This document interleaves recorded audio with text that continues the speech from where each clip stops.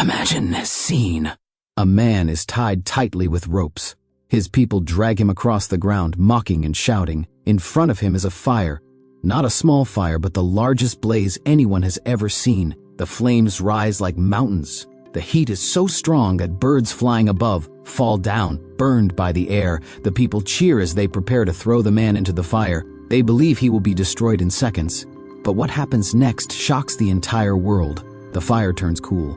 Flowers bloom inside the flames, and the man walks out safe, calm and smiling. Who was this man? His name was Ibrahim, the friend of Allah. His story is one of courage, sacrifice, and unshakable faith.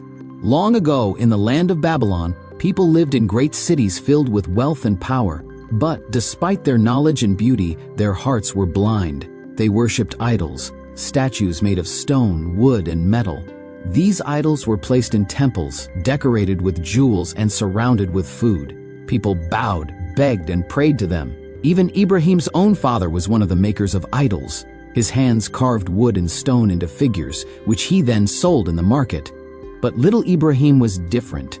From a young age, his heart was filled with questions. He looked at the idols and wondered, how can these stones be gods? They cannot hear. They cannot see. They cannot protect or help.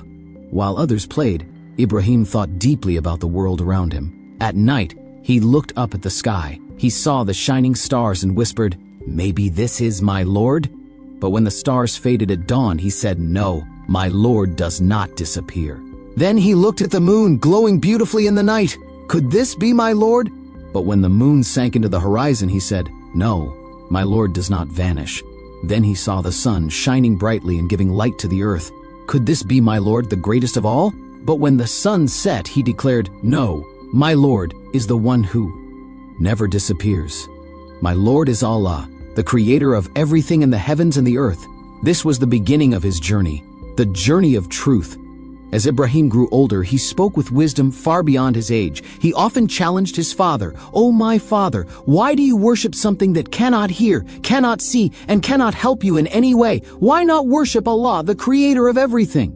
But his father grew angry. He scolded Ibrahim, warning him not to insult the gods. Still, Ibrahim's heart remained firm. He knew the truth, and he wanted his people to see it too. He went to the people of his town and asked them, "Why do you worship statues you made with your own hands? Why do you bow to things that cannot speak or protect you?" But instead of listening, the people laughed. Some said he was crazy. Others said he was insulting their ancestors. They turned away, but Ibrahim knew that one day they would see the truth. One day, the people of Babylon prepared for a great festival. Everyone left the city to celebrate, leaving behind their grand temple filled with idols. Ibrahim saw this as his chance. He walked into the empty temple. The silence was heavy, the air filled with the smell of incense. He looked at the rows of idols decorated with food and gifts. He stood in front of them and said loudly, "Why don't you eat the food placed before you? Why don't you speak? Why don't you answer?" Of course, the idols remained silent. Ibrahim then took an axe in his hand. With strong blows, he smashed the idols into pieces. Their heads and arms fell to the ground, scattered like broken toys. But he left one idol standing, the largest one, and on its shoulder he hung the axe. Then he walked away. When the people returned from the festival, they rushed into the temple. What they saw left them in shock. The floor was covered in broken pieces of idols. Their gods lay shattered and powerless. "Who has done this to our gods?" they cried. Some replied, "We heard a young man speaking against them. His name is Ibrahim." So they brought Ibrahim before the crowd. "Did you do this to our gods, Ibrahim?" they demanded. Ibrahim pointed at the big idol with the axe and calmly said, "Why don't you ask the big one? He still has the axe. Let him tell you who did this." The people were stunned. They knew the idol could not speak. "You know very well these idols cannot speak," they shouted. Ibrahim replied, "Then why do you worship something that cannot speak, cannot hear, and cannot protect you? Shouldn't you worship Allah, the creator of everything?" The crowd grew silent. Deep down they knew Ibrahim was right, but pride and anger filled their hearts. Instead of accepting the truth, they plotted against him. The leaders said, "Burn him! Build a fire so great that no one has ever seen its like!" So the people began gathering wood for days and weeks. The pile grew taller than houses, larger than mountains. When they set it alight, the flames roared into the sky. The heat was so fierce that no one could come near. To throw Ibrahim into the fire, they built a huge catapult. They tied his hands and feet, dragged him to the catapult, and prepared to launch him into the blazing inferno. At that moment, the angel Gabriel came to him and said, "O Ibrahim, do you wish for help?" But Ibrahim's heart was full of trust in Allah. He said, "Allah is enough for me. He is the best protector." They released the catapult. Ibrahim flew through the air and fell into the fire.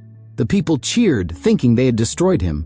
But then came the command from Allah, "O fire, be cool and safe for Ibrahim." In an instant, the fire lost its heat.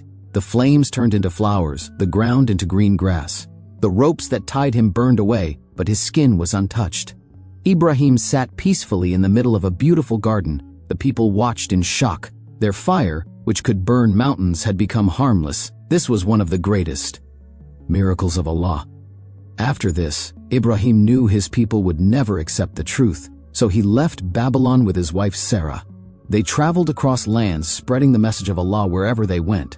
In Egypt, Allah blessed them with a son through Hajar, the second wife of Ibrahim. This son was Ismail. Later, Allah also blessed Sarah with a son, Ishaq. But Ibrahim's life was never free of tests. Each step brought a new trial, each one greater than the last. Allah commanded Ibrahim to take Hajar and baby Ismail to a barren desert, the land of Mecca. There were no trees, no rivers, only sand and mountains. He left them there with a small amount of food and water. Hajar asked, "O Ibrahim, why are you leaving us here? There is nothing in this valley." He did not answer at first, but when she asked again, "Has Allah commanded you to do this?" Ibrahim nodded. Then Hajar said with faith, "If Allah has commanded it, then He will never abandon us." Soon their food and water ran out. Baby Ismail cried from thirst. Hajar ran between the hills of Safa and Marwa, searching for water. She ran 7 times, desperate to find help. Then, by the mercy of Allah, water gushed from the ground beneath baby Ismail. This was the well of Zamzam, which still flows today. Years later, Allah commanded Ibrahim and Ismail to build his house, the Kaaba. Together, father and son carried stones and raised the walls. As they built, they prayed, "O our Lord, accept this from us. Make us obedient to you, and from our descendants, a nation that will worship you alone." The Kaaba became the center of worship for all believers. Even today, millions of people travel to Mecca to pray at this sacred place. But Ibrahim's greatest test was yet to come. One night he saw a dream that came again and again. In it, Allah commanded him to sacrifice his beloved son Ismail. For Ibrahim, this was the hardest command of all. Ismail was his joy, his hope, his gift from Allah after many years. But Ibrahim knew that the dreams of prophets are commands from Allah. He had to obey. He spoke to his son with a heavy heart, "O my son, I have seen in a dream that I must sacrifice you. What do you think?" Ismail, wise and patient even at a young age, replied, "O my father, do as you are commanded. You will find me patient, inshallah." Together they walked to the place of sacrifice. Ibrahim laid his son down, his hands shaking, his heart trembling, but his faith strong. Just as he prepared to carry out the command, Allah called out, "O Ibrahim, you have fulfilled the vision. A ram was sent down from heaven, and Ismail's life was spared. This was only a test of love, obedience, and sacrifice." Both father and son passed it with honor. This is why every year, Muslims around the world celebrate Eid al-Adha, remembering the faith and sacrifice of Ibrahim and Ismail. The story of Ibrahim teaches us many lessons. Believe in only one God, Allah. Never bow to false gods, no matter how many people follow them. Be patient in trials, for every hardship is a test. Trust Allah completely, even when life feels impossible. Sacrifice for the sake of Allah, and He will never abandon you. This was the journey of Ibrahim, the friend of Allah, a journey of faith, courage, and sacrifice. Ibrahim's story is a message for us, to believe and to obey Allah no matter what. If you found this story inspiring, stay with us for the next journey as we explore the lives of more prophets and the timeless lessons they left behind.